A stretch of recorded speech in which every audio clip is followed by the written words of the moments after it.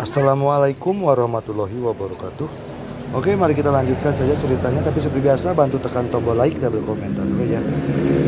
Bab 1155. Pengorbanan Menara Master. Setelah Ye Guan mengikuti mereka berdua sejauh sekitar 30 mil, mereka tiba di sebuah jalan, 100 kaki jauhnya, berdiri seorang wanita. Dari kejauhan, Zhu Tao dan Bibi Jiang mulai melambaikan tangan dan mempercepat langkah mereka. Ye Guan juga mempercepat langkahnya.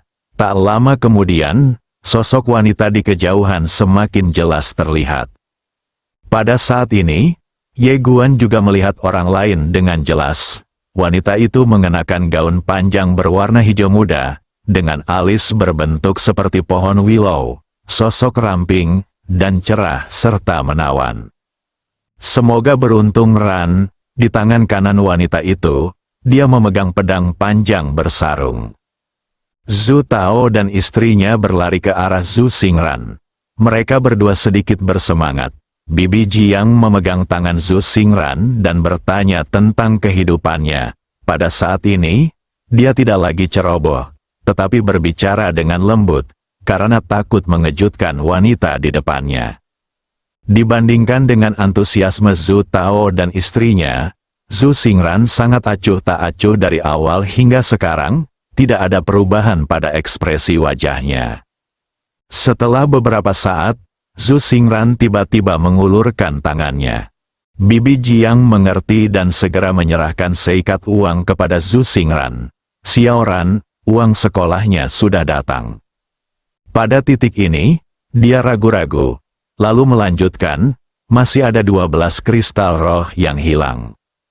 Mendengar ini, wajah Zhu Xingran langsung berubah dingin. Bibi Jiang berkata cepat, jangan khawatir, kita akan bisa mengumpulkan cukup uang bulan depan, kita pasti bisa. Zhu Xingran mengemasi tasnya, berbalik dan pergi tanpa mengucapkan sepatah kata pun. Bibi Jiang segera meraih Zhu Xingran dan berkata, Xiaoran, ini makanannya. Zhu Xingran berkata dengan acuh tak acuh, aku tidak menginginkannya. Setelah berkata demikian, dia melepaskan diri dari tangan Bibi Jiang, berbalik dan pergi. Bibi Jiang tiba-tiba menjadi cemas. Pada saat ini, Zhu Tao tiba-tiba berkata, gadis, tunggu sebentar. Melihat Zhu Xingran tidak berniat berhenti, Zhu Tao segera menarik Ye Guan dan berjalan di depannya. Dia ragu-ragu sejenak, lalu berbisik, gadis, adik laki-laki ini ingin pergi ke kota Anan. Kamu bisa membawanya bersamamu. Zhu Xingran melirik Ye Guan dan tidak berkata apa-apa. Ye Guan tersenyum dan berkata, terima kasih atas bantuanmu. Zhu Xingran terdiam sejenak, lalu berkata, ayo pergi. Setelah mengatakan itu, dia berjalan pergi. Ye Guan menoleh ke arah Zhu Tao dan berkata sambil tersenyum, kakak Tao, Bibi Jiang, aku akan kembali menemui kalian sebentar lagi. Zhu Tao menyeringai dan berkata, baiklah. Bibi Jiang melirik Ye Guan dan tidak berkata apa-apa. Bibi Jiang dan Zhu Tao hanya menatap Ye Guan dan Zhu Xingran sampai mereka menghilang di ujung jalan. Kemudian mereka dengan enggan mengalihkan pandangan dan berbalik. Zhu Tao tanpa sadar memasukkan tangannya ke dalam saku. Saat berikutnya, dia tiba-tiba tercengang. Kemudian dia mengeluarkan 2 kristal roh. Melihat 2 kristal roh di tangannya, dia tercengang. Ini. Bibi Jiang juga mengerutkan kening, matanya penuh kebingungan. Karena mereka telah memberikan semua kristal roh kepada Zhu Xingran. Aduh, Zhu Tao tiba-tiba menepuk pahanya dan berkata, pasti adik laki-laki Ye yang menaruhnya di sakuku. Adik laki-laki Ye ini. Saat dia berkata demikian, dia tiba-tiba berbalik, dan pada saat ini, Ye Guan dan Zhu Xingran telah menghilang di ujung jalan. Ye Guan mengikuti Zhu Xingran sepanjang jalan. Zhu Xingran tidak mengatakan sepatah kata pun sepanjang jalan. Ye Guan melirik Zhu Xingran dan tersenyum. Nona Zhu, bisakah Anda memperkenalkan kota Anan kepada saya? Zhu Xingran masih tidak mengatakan apa-apa dan hanya berjalan sendiri. Ye Guan berkata lagi, Nona Zhu.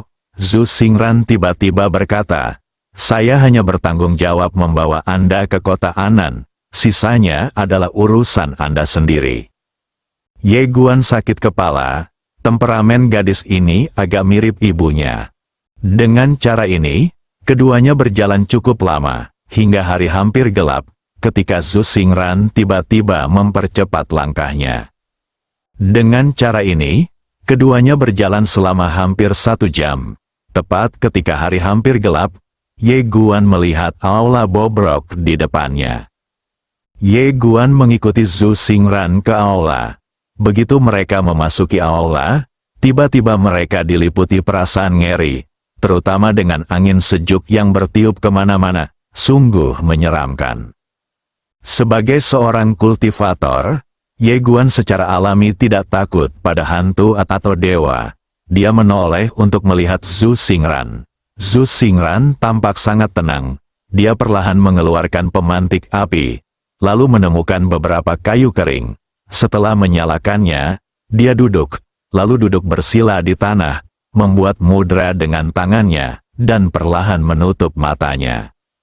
Praktik, Ye Guan mengamati Zhu Xingran dan menemukan bahwa ada sedikit fluktuasi energi spiritual di sekitar Zhu Xingran. Fluktuasi itu sangat halus dan tidak dapat dideteksi jika tidak diperhatikan dengan saksama. Ye Guan terdiam. Meskipun energi spiritual di dunia ini hampir habis, hampir sama dengan yang ada di Bima Sakti, metode kultivasi Zhu Xingran terlalu rendah. Jika ditempatkan di alam semesta Guangxuan, itu jauh lebih rendah daripada metode tingkat pemula. Mempraktikkan metode semacam ini, terutama di tempat seperti itu, sangat sedikit gunanya. Tentu saja, dia tidak berani memberikan keterampilan yang bagus kepada pihak lain. Setelah menderita kekalahan di tangan gadis kecil berkerudung merah terakhir kali, dia tentu harus lebih berhati-hati sekarang. Tentu saja, dia juga punya beberapa emosi. Ketika dunia mengharuskan kehati-hatian bahkan untuk melakukan hal baik, disitulah kesedihan dunia ini.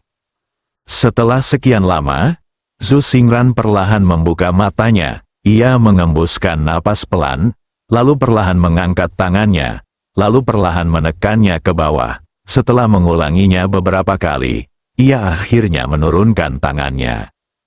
Pada saat ini, dia tiba-tiba menatap Ye Guan. Apa yang kamu lihat?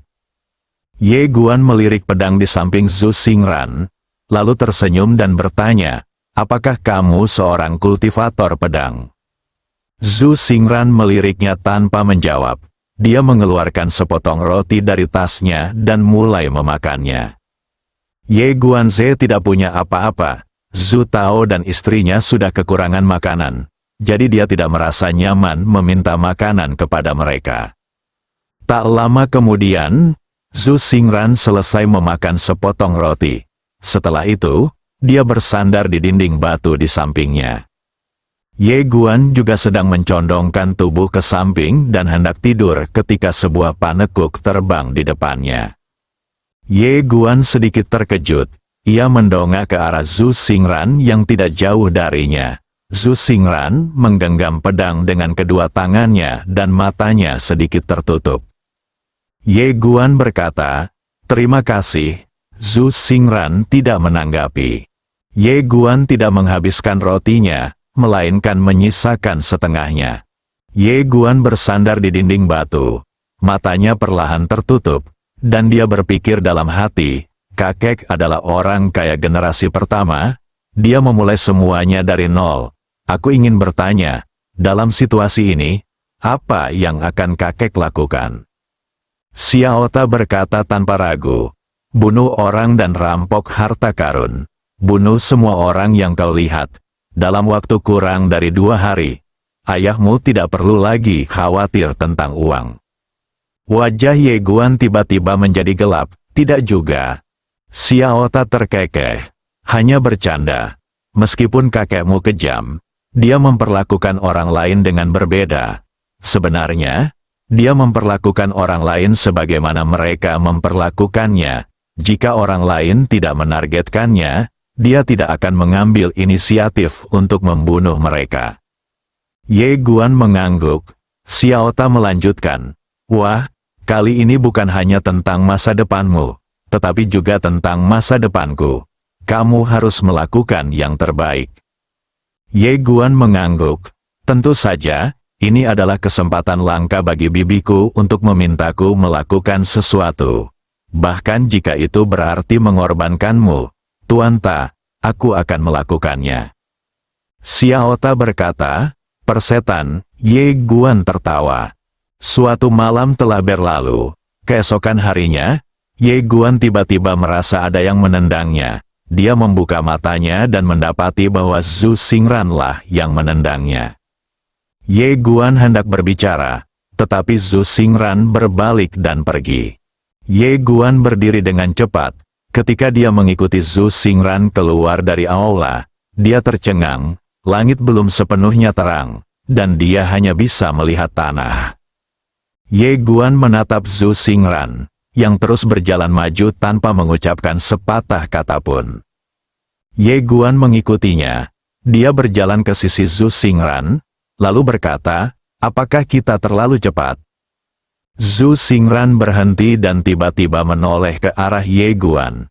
Dia hanya menatapnya tanpa berkata apa-apa. Ye Guan ragu-ragu sejenak, lalu bertanya, "Ada apa?" Zhu Xingran menatapnya. "Apakah kau tahu berapa lama waktu yang dibutuhkan untuk sampai ke kota Anan dari sini?" "Butuh waktu setidaknya 1 bulan. Dan di sepanjang jalan, kita harus berhati-hati terhadap pencuri, hujan yang korosif, dan terik matahari. Jika tidak ada kecelakaan, kita mungkin bisa mencapai kota Anan dalam waktu 1 bulan. Jika terjadi kecelakaan, mungkin akan memakan waktu lebih lama lagi." Ye Guan tercengang, jalan kaki ke Anan City. Dia benar-benar tidak menyangka hal ini. Awalnya dia mengira Zhu Xingran akan membawanya dengan suatu alat transportasi. Setelah Zhu Xingran selesai berbicara, dia berbalik dan pergi. Setelah hening sejenak, Ye Guan mengikutinya. Dia melirik Zhu Xingran di sampingnya. Jelas bahwa gadis ini telah berjalan jauh dari kota Anan ke daerah pengungsian. Dalam perjalanan, Zhu Xingran tidak mengatakan apapun lagi. Dengan cara ini, mereka berjalan dari fajar hingga senja. Zhu Xingran jelas sangat mengenal rute tersebut. Setiap kali hari mulai gelap, dia selalu dapat menemukan tempat untuk bermalam sehingga dia tidak perlu tidur di luar. Dengan cara ini, mereka berdua berjalan selama lebih dari 10 hari, dan selama periode ini, Zhu Xingran pada dasarnya tidak berkomunikasi dengan Ye Guan. Ye Guan selalu mengambil inisiatif untuk berkomunikasi dengannya, tetapi tidak ada yang dapat dia lakukan karena dia tidak punya makanan. Dia benar-benar tidak tahu akan memakan waktu begitu lama.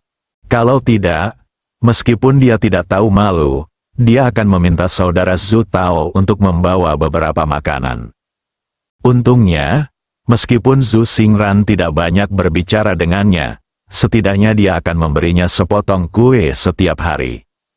Beberapa hari berlalu, dan suatu hari, saat mereka berdua sedang berjalan di jalan di bawah terik matahari, tiba-tiba terdengar suara derap kaki kuda dari belakang mereka.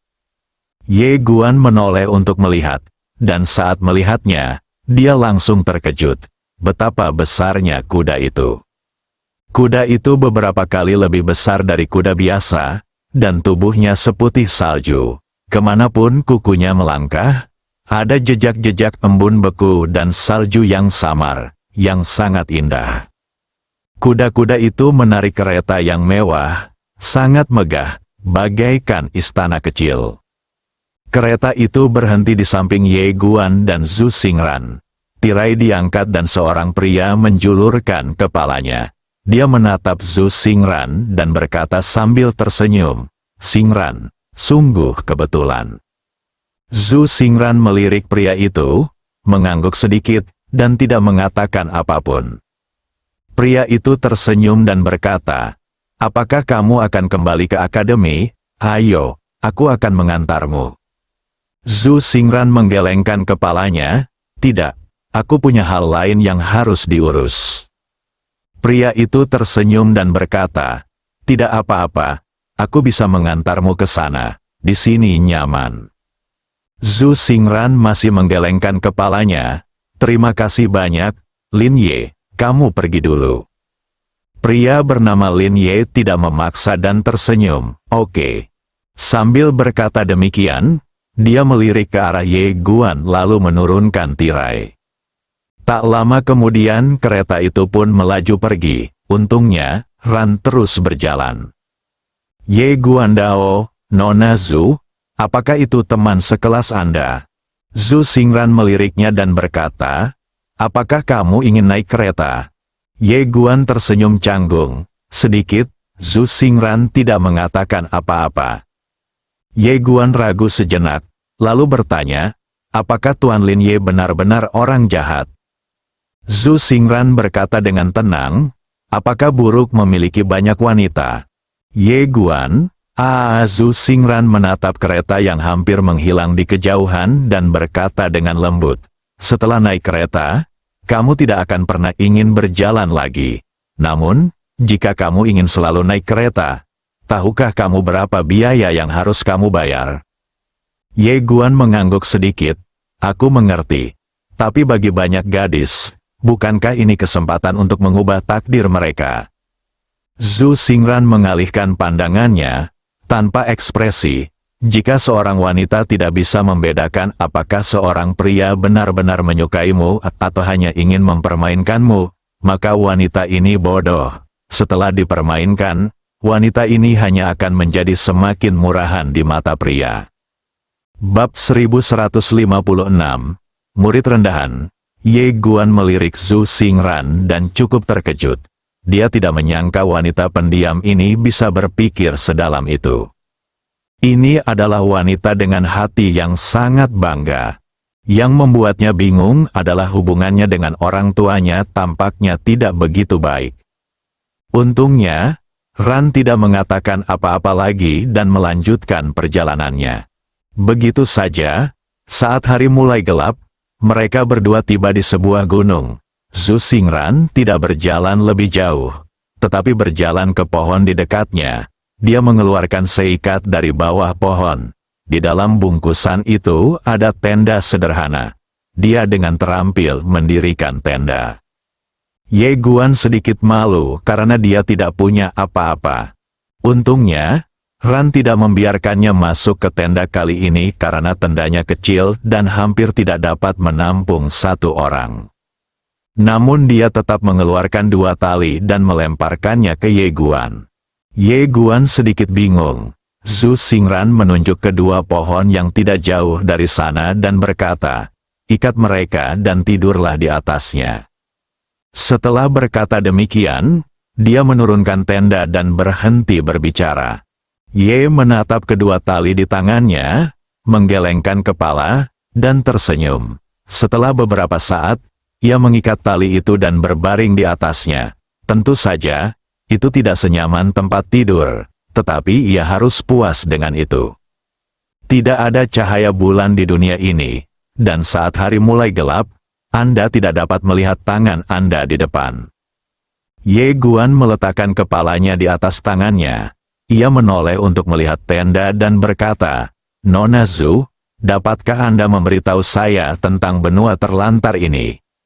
Di dalam tenda, Zhu Xingran tidak mengatakan apa-apa. Ye Guan merasa tidak berdaya.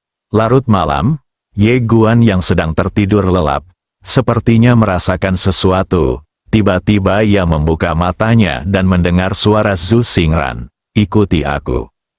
Ye Guan segera menurunkan talinya. Tepat saat dia hendak berbicara, Zhu Xingran menempelkan jarinya ke mulutnya, memberi isyarat agar dia tidak berbicara. Zhu Xingran duduk di samping pohon, matanya menatap ke kejauhan. Ye Guan juga menatap ke kejauhan, namun gelap gulita dan dia tidak dapat melihat apapun. Pada saat ini, Ye Guan merasa seperti orang sia-sia setelah kehilangan kultivasinya. Tidak, harus dikatakan bahwa Bibi Sukun menyegelnya dengan sangat teliti, sehingga dia tidak ada bedanya dengan sampah sekarang. Tepat pada saat itu, suara langkah kaki ringan tiba-tiba datang dari kejauhan. Zhu Xingran menyipitkan matanya dan tangan kanannya diam-diam menyentuh pedang di pinggangnya.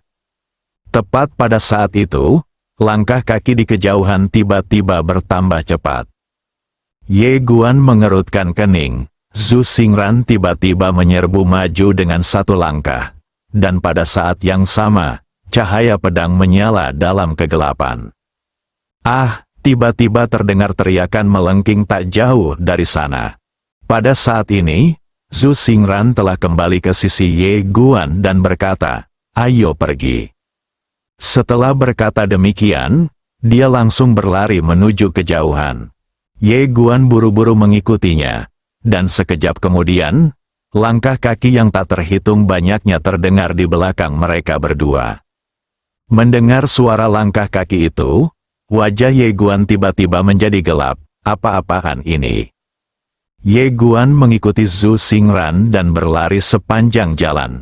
Mereka berlari selama hampir 1 jam. Zhu Xingran berhenti hanya setelah mereka melarikan diri dari gunung. Pada saat ini, hari sudah fajar. Ye Guan bertanya dengan ragu, "Nona Zhu, apa itu tadi?" Zhu Xingran melirik Ye Guan dan berkata, "Pencuri." Ye Guan mengerutkan kening, "Pencuri?" Zhu Xingran tidak menjelaskan apapun dan melanjutkan perjalanannya. Ye Guan terdiam, dan langsung mengikutinya. Keduanya berjalan di sepanjang jalan, dan Zhu Xingran tidak mengatakan apapun di sepanjang jalan. Ye Guan melirik pedang di tangan Zhu Xingran dan mengambil inisiatif untuk mencari topik. "Apakah kamu seorang kultivator pedang?" Zhu Xingran berbalik dan menatapnya. "Kamu terlalu banyak bicara." Ye Guan, Zhu Xingran hanya berjalan sendiri dan berhenti berbicara. 10 hari berlalu, dan keduanya memasuki jalan besar dari jalan kecil. Sekarang, ada lebih banyak orang di sekitar. Sepanjang jalan, dia pada dasarnya tidak berbicara, tetapi setiap kali dia makan, dia akan memberikannya kepada Ye Guan. Pada saat itu, sebuah kereta tiba-tiba datang berderap dari belakang mereka berdua. Ye Guan dan Zhu Xingran berjalan ke sisi jalan. Kereta itu melesat lewat namun segera berhenti. Zhu Xingran mengerutkan kening. Pada saat itu, tirai kereta yang tidak jauh dari sana tiba-tiba terbuka, dan seorang wanita mencondongkan tubuhnya keluar. Wanita itu berwajah bulat dan memakai riasan tebal. Wanita itu menatap Zhu Xingran dan berkata sambil tersenyum, "Itu Xingran, kenapa? Kamu jalan kaki ke sini lagi? Kenapa kamu tidak meminta orang tuamu untuk membelikanmu kereta kuda?" Zhu Xingran mengabaikannya dan pergi begitu saja. Aduh, wanita yang agak gemuk itu tiba-tiba menepuk dahinya dan berkata, "Bagaimana mungkin aku lupa bahwa keluargamu, Zhu Xingran, adalah pengungsi? Mereka bahkan tidak mampu membeli makanan. Jadi bagaimana mereka bisa membeli kereta kuda? Oh, maafkan aku." Zhu Xingran masih mengabaikannya dan terus berjalan. Wanita yang sedikit gemuk itu tampak kecanduan. Dia mengemudikan kereta perlahan dan mengikuti Ye Guan dan Zhu Xingran. Dia menatap Zhu Xingran dan berkata sambil tersenyum, "Zhu Xingran, sudah berapa lama kamu memakai gaun ini?" 2 tahun, kan? Lihat, gaun ini sudah tidak muat lagi, dan kamu masih tidak menggantinya. Apakah kamu tidak mampu membelinya?" Ye Guan melihat gaun Zhu Xingran. Sebelumnya dia tidak menyadarinya, tetapi sekarang dia melihatnya dengan saksama dan melihat bahwa, seperti yang dikatakan wanita gemuk itu, gaun itu benar-benar tidak pas untuknya lagi. Selain itu, ada banyak tambalan di banyak tempat. Tetapi tambalan itu dibuat dengan sangat terampil dan tidak dapat dilihat tanpa pengamatan yang cermat. Pada saat ini, wanita yang agak gemuk itu mencibir dan berkata, Zhu Xingran, kalau aku tidak salah, kamu harus menunda pembayaran uang sekolah tahun ini, kan? Hei, tidakkah kamu merasa malu? Kamu menunda pembayaran setiap tahun. Jika aku jadi kamu, aku tidak akan punya muka untuk datang ke sekolah. Untungnya, Ran terus berjalan dan tidak berbicara. Wanita yang agak gemuk itu tampaknya merasa bosan dan menatap Zhu Xingran dengan jijik, bajingan malang. Setelah berkata demikian, dia menurunkan tirai dan kereta perang itu pun melaju pergi. Xiaota tiba-tiba bertanya, mengapa kamu tidak membunuhnya? Ye Guan berkata dengan tenang, itu mudah dilakukan, tapi bagaimana dengan Nona Zhu? Dia juga ingin meninju wanita gemuk yang kejam itu sampai mati. Tetapi dia tahu betul bahwa wanita ini jelas bukan orang biasa. Jika dia mengambil tindakan, itu tidak hanya akan membawa bencana bagi dirinya sendiri, tetapi juga bagi Zhu Xingran, dan dia tidak memiliki kemampuan untuk menyelesaikan masalah sekarang. Ye Guan menoleh untuk melihat Zhu Xingran. Zhu Xingran memiliki ekspresi kosong di wajahnya, seolah-olah dia sudah terbiasa dengan sarkasme semacam ini. Ye Guan terus berjalan bersamanya.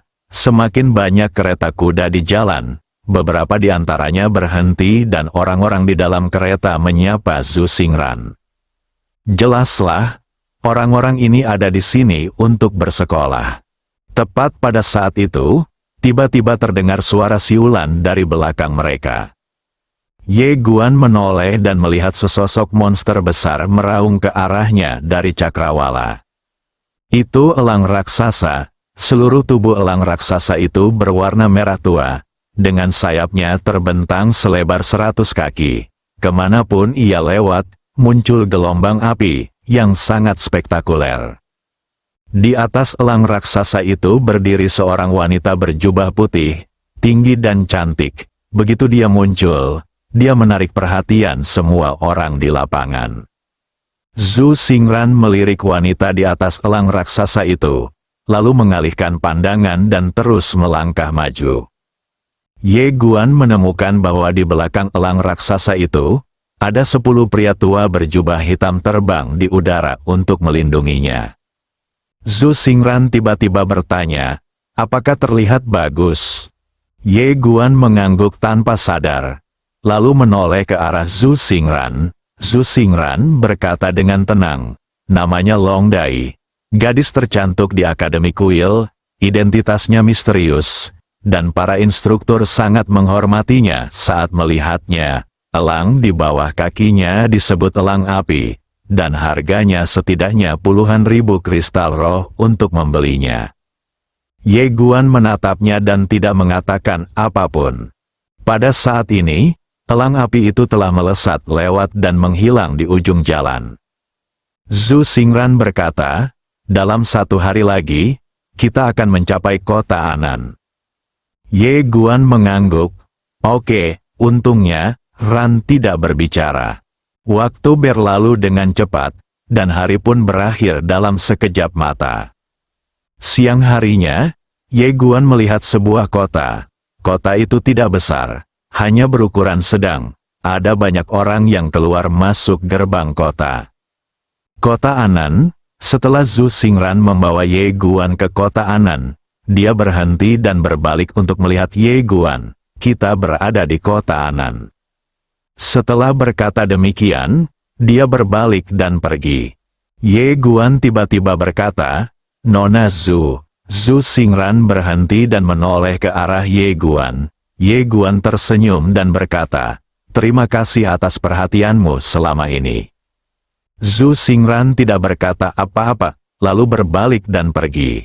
Melihat Zhu Xingran menghilang di kejauhan, Xiaota tiba-tiba bertanya, apa rencanamu sekarang? Ye Guan perlahan menutup matanya. Dalam 5 hari, aku akan bisa memulihkan kultivasiku. Dengan kekuatannya saat ini, jika dia memulihkan kultivasinya, dia dapat langsung menghancurkan dunia ini. Tentu saja, prioritas pertama adalah bertahan hidup. Setelah bertanya-tanya di kota, Ye Guan datang ke Akademi Kuil. Akademi Kuil dan Tiandu adalah dua kekuatan terkuat di benua terlantar ini, dan tujuannya adalah untuk masuk ke Akademi Kuil terlebih dahulu. Secara alamiah mustahil baginya untuk mengubah dunia sedikit demi sedikit. Yang harus ia lakukan adalah masuk ke Temple Academy terlebih dahulu, lalu melakukan lebih banyak hal sambil memulihkan kekuatannya.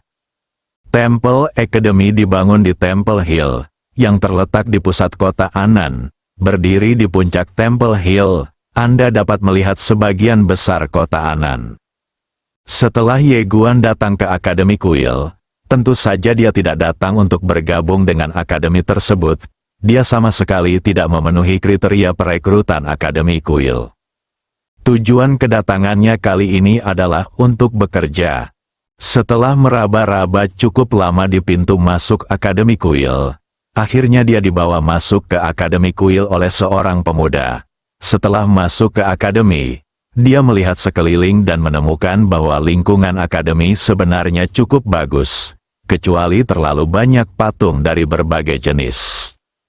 Semua siswa di akademi adalah kultivator, tetapi alam dan kekuatan mereka tidak tinggi. Secara keseluruhan, mereka beberapa tingkat lebih rendah dari Kingsu. Tak lama kemudian, Ye Guan, yang dituntun oleh pemuda itu, tiba di sebuah kantor kumuh. Di dalam kantor itu duduk seorang lelaki tua berkacamata baca, yang sedang mempelajari sesuatu. Pemuda itu membungkuk sedikit, lalu berkata, "Tuan Gu, ada seseorang di sini yang ingin melamar pekerjaan." Mendengar ini, lelaki tua itu menatap Ye Guan dan berkata, 4 kristal roh sebulan. Pemuda itu berbalik dan menatap Ye Guan, yang buru-buru berkata, "Baiklah." Orang tua itu mengangguk dan berkata, "Bawa dia ke tempat dia bekerja." Pemuda itu membungkuk sedikit, lalu berbalik dan pergi bersama Ye Guan. Dalam perjalanan, Ye Guan sedikit penasaran. Apa yang harus aku lakukan? Dia masih sedikit bingung sekarang. Pemuda itu meliriknya dan berkata, "Murid yang lain-lain, Xiao Ta." Bersambung.